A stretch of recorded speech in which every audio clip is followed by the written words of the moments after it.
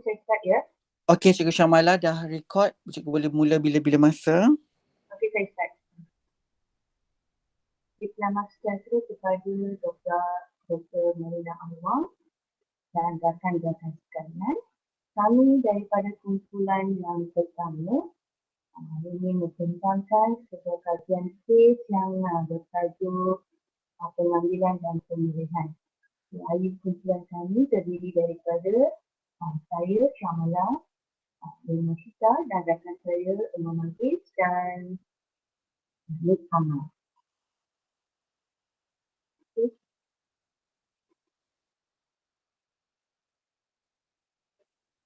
Okey, bahagian pertama ni kita berbincangkan tentang latar belakang organisasi dan premis kerja.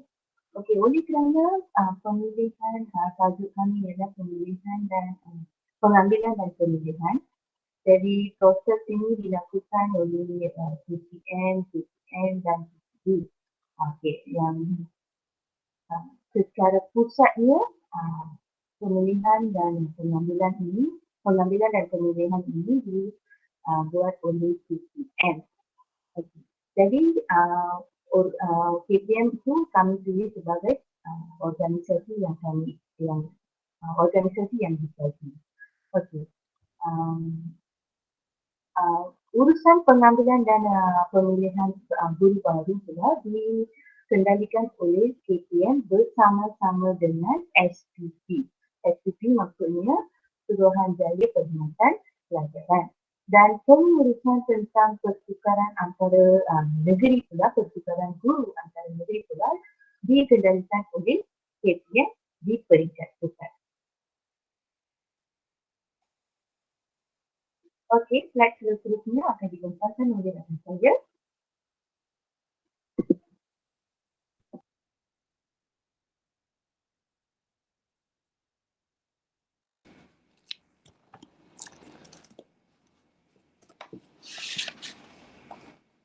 Okey, seterusnya adalah tentang masalah yang telah dikenal pasti. Terdapat dua masalah dalam kekurangan guru ini.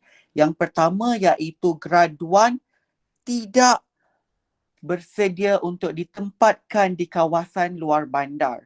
Menurut kajian oleh Ain et al. 2018 menyatakan bahawa guru-guru ini hanyalah bersetuju untuk ditempatkan di mana-mana sahaja kawasan di seluruh Malaysia pada interview sahaja. Apabila mereka telah pun ditempatkan, terutamanya di kawasan luar bandar, mereka ini tidak mahu kerana beberapa faktor seperti faktor geografi, fasiliti, keuangan, gaya hidup dan lain-lain lagi.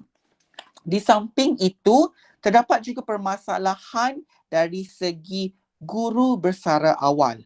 Menurut kajian daripada KPM 2022, pada tahun 2021, sebanyak 4,360 permohonan guru untuk bersara awal oleh guru-guru yang telah pun mempunyai perkhidmatan sebanyak 20 tahun dan ke atas, menjadikan keseluruhannya sebanyak 1.06% daripada keseluruhan guru di Malaysia. Hal ini kerana mereka ini terdedah kepada banyak permasalahan seperti birokrasi dan juga kekurangan dari segi penggunaan teknologi. Hal ini dapat dilihat dengan sangat-sangat jelas terutamanya ketika pandemik COVID-19 melanda Malaysia. Saya serahkan kepada rakan saya.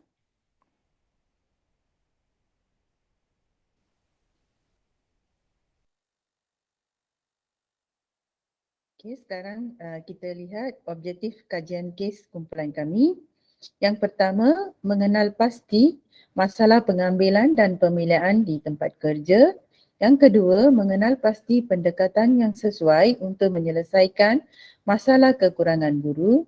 Yang ketiga, mengenal pasti cara langkah, kaedah atau pendekatan ini dilaksanakan. Yang keempat, mengenal pasti teori model pendekatan yang bersesuaian untuk diguna pakai dalam pendekatan penyelesaian masalah kekurangan guru. Seterusnya akan dibentang oleh rakan kami.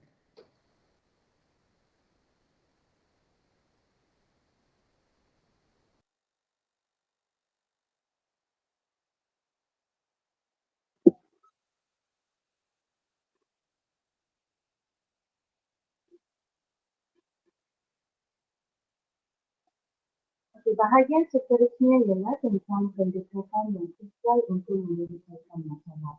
Okey, dalam pengambilan dan pemilihan ini, selalunya sebuah organisasi akan menggunakan dua jenis sumber. Yang pertama sumber dalaman dan yang kedua ialah sumber luaran. Sumber dalaman maksudnya mendapatkan pekerja dari dalam organisasi itu tersebut. Kalau dalam KPM ni, penempatan ini dilakukan melalui proses pertukaran. Pertukaran antara negeri, antara daerah ataupun dalam daerah. Okey. Dan sumber luaran pula bermaksud mendapatkan pekerja dari luar organisasi, maksudnya dari luar KPM. Okey. Proses ini pula dijalankan melalui pengambilan guru baharu. Okey, untuk sumber dalaman ini, kami mengusulkan dua jenis kaedah lah. Okey, yang pertama, KPM boleh membuat proses pertukaran guru antara negeri itu dahulu, baru membuat proses pengambilan guru baru. Maksudnya penempatan guru baru. Okey, dengan cara ini, KPM boleh menyelesaikan secara maksimum tentang masalah proses pertukaran guru itu. Kemudian mereka boleh menempatkan guru-guru baharu di tempat-tempat yang mempunyai kekurangan guru. Secara automatiknya masalah pertukaran guru itu dapat diatasi. Okey, kemudian kami juga mengusulkan pertukaran ini ataupun pertukaran ini dilakukan sepanjang tahun. Okey, seperti mana yang dipersetujui oleh bekas Menteri Pendidikan kita iaitu Dr. Rasidi, bahawa beliau pernah mengakui bahawa pertukaran dan penempatan guru itu dibuat secara berasigan berpandukan SPI lama. Okey, tapi sekarang kita tidak boleh menggunakan SPI tersebut dan kita perlu berubah. Sudah ada SPI baru lah untuk pertukaran dan untuk menyelesaikan masalah pertukaran ini. Okey, kemudian KPM juga boleh menggunakan sumber luaran untuk mengatasi masalah kekurangan guru di peringkat pusat di sekolah lah. Okey, yang pertama sebenarnya yang mengambil guru baharu, pengambilan guru baharu merupakan satu proses yang panjang. Satu proses yang agak panjang. Okey, yang pertama mereka KPM perlu mendapatkan data graduan yang menamatkan pengajian dari IPDM ataupun universiti awam jurusan pendidikan. Kemudian mereka perlu mendapatkan maklumat keperluan option dari sektor operasi pendidikan dan seterusnya pula mereka perlu memaklumkan bekalan guru yang diperlukan kepada SPP untuk tujuan proses mereka. Selepas itu, para graduan jurusan pendidikan dari IPDM ataupun universiti, mereka akan memohon jawatan PPP dalam portal Job Malaysia dan dipanggil ke mereka. Dan akhirnya pula, calon yang berjaya dalam pemeriksaan itu akan ditempatkan di sekolah. Jadi, proses ini memang agak panjang. Okey, pengambilan dan pemilihan ini agak panjang. Maka mungkin melakukannya kelewatan dalam penempatan guru baharu. Okey, KPM boleh mempercepatkan proses ini supaya masalah kekurangan guru ini dapat diselesaikan. Okey, contohnya macam guru-guru boleh ditemukan selepas sahaja tamat pengajian dan ditempatkan pula semasa mereka perlukan tu mereka boleh tempatkan mereka terus di sekolah lah. So, tak payahlah menunggu ataupun mengambil masa yang agak panjang. Okey, kemudian KPM juga boleh mengambil guru dari sumber luaran tu, mengambil guru bukan daripada beriktisas pendidikan. Okey, contohnya macam pengambilan guru on off tu lah. Okey, dan satu lagi pendekatan yang boleh digunakan ialah KPM boleh mengambil dan memilih guru mengikut demografi. Maksudnya KPM boleh memilih calon dari kawasan pedalaman supaya mereka dapat ditempatkan di sana juga. Contohnya di Sabah, Sarawak ataupun lain-lain tempat pedalaman tu, mereka boleh mengambil ataupun pengambilan tu memang mencari guru dari situ lah. Okey, supaya mereka boleh ditempatkan semula di sana dan tidak perlu memohon untuk pertukaran lah. Okey, jadi tiada masalah pertukaran di situ. Okey, ini adalah antara pendekatan yang boleh digunakan iaitu dari sumber dalaman dan sumber luaran. Okey, slide seterusnya saya serahkan kepada rakan saya.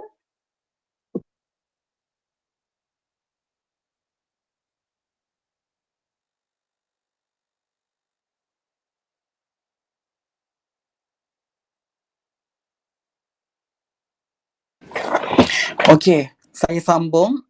Dalam menjalankan kajian ini, kami telah pun memilih satu kajian yang dianggap menarik, di mana kajian ini mempunyai penyelesaian, justifikasi dan juga rasional terhadapnya.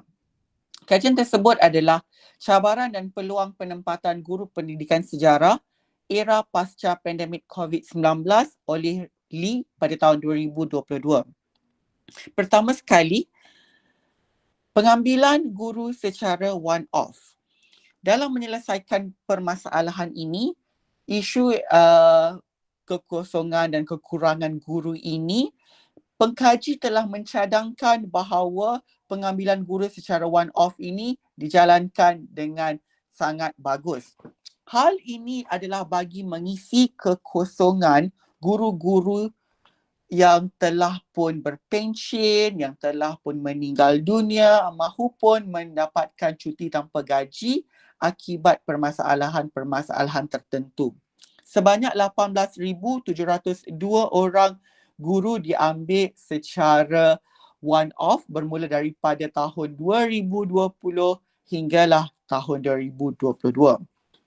Mereka ini telah pun dikategorikan mengikut kluster di mana kelompok-kelompok dalam bidang pendidikan yang berbeza-beza ini mereka dikategorikan dalam subjek di sekolah rendah mahupun sekolah menengah. Sebagai contoh, graduan dalam bidang bioperubatan, sains marine, biokimia dan sebagainya ditempatkan di bawah kluster sains. Seterusnya adalah mengenai kesihatan mental guru.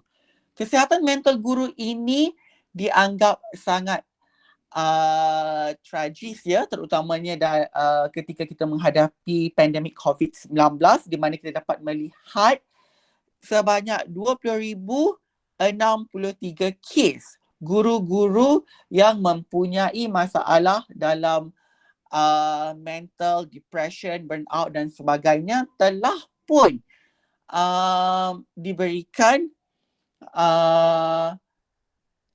diberikan rawatan kepada mereka.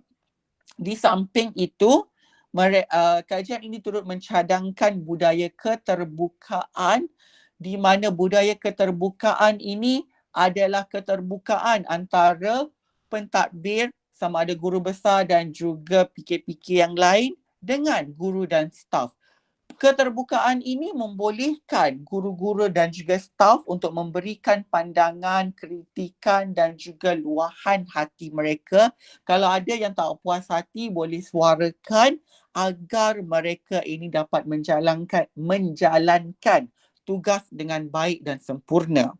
Di samping itu, kebajikan guru juga dijaga.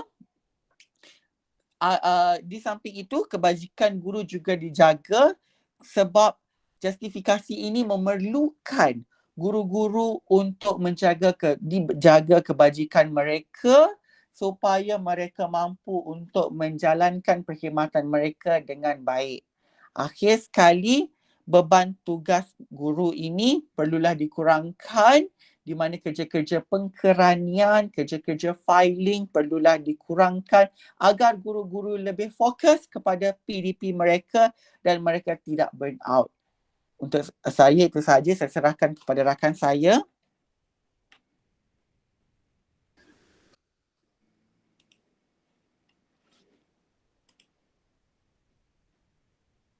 Okey, seterusnya kita lihat bagaimana langkah kaedah pendekatan ini dijalankan. Yang pertama, pengambilan guru secara on-off. Pelbagai langkah diambil untuk mengurangkan isu kekurangan guru di sekolah. Pengambilan guru secara on-off merupakan salah satu langkah penyelesaian untuk masalah ini. Langkah ini juga merupakan satu langkah untuk memastikan pengajaran dan pembelajaran berjalan dengan lancar. Kaedah lantikan pula dilaksanakan secara holistik kerana Kementerian Pelajaran Malaysia perlu memenuhi kekurangan guru di sekolah. Calon yang dipilih juga bukan sahaja yang mempunyai ijazah dalam pendidikan, tetapi juga calon yang berkelulusan bidang lain juga dipertimbangkan. Usaha ini dapat mengurangkan kekurangan guru. Selain itu, program pengambilan guru secara on-off ini memberi peluang kepada graduan yang memiliki ikhtisas bukan dalam bidang pendidikan menjadi guru dengan menilai latar belakang pendidikan guru tersebut. Kekurangan yang seterusnya, PLC pementoran. Kekurangan guru option juga merupakan salah satu isu dalam pemilihan dan pengambilan guru di sekolah. Guru bukan option tidak mempunyai latihan dan pengalaman dalam mengajar subjek yang diberi. Mereka menghadapi masalah semasa mengajar subjek baru di sekolah. Seterusnya, guru besar terpaksa mengambil beberapa langkah apabila guru yang option lain dilantik di sekolah mereka. PLC merupakan satu kaedah yang digunakan untuk perkongsian guru dan juga mendapat bimbingan daripada ketua panitia, guru pakar dan pentadbir di sekolah tersebut.